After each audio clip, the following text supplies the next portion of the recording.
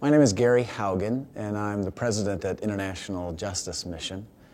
And I'm looking forward to coming to the Leadership Summit, and most importantly because I believe in leadership. And I'm looking forward to talking about the question of what kind of leadership matters to God, and what kind of leadership matters to God's people. I had the advantage when I was a very young man to see leadership that really mattered.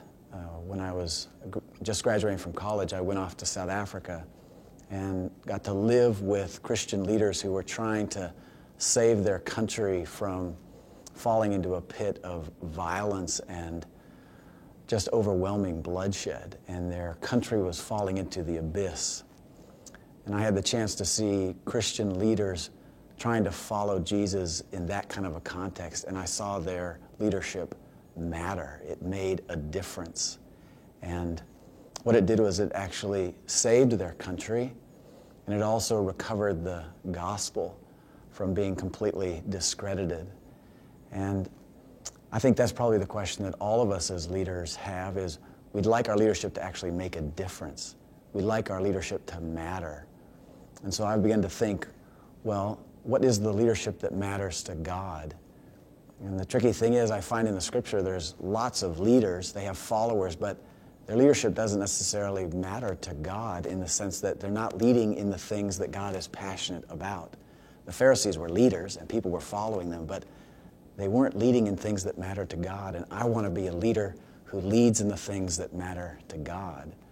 Likewise, I want to lead in the things that matter to God's people. And sometimes I want to be a leader in things that are happy and exciting and hopeful and going well. But the truth is, God's people really need leadership when things are hopeless, when things are scary, and when things are really hard. And so I want to be the kind of leader who can provide leadership in that setting. And at International Justice Mission, we take the gospel into the places of violence in the world, where it is hopeless, where it's scary, and where it's hard.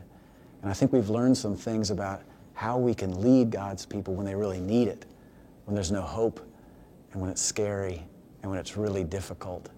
And I'm hoping we can present some principles of what it is we can all do as leaders to lead in those most needful circumstances, because there we find God, and in God we find joy.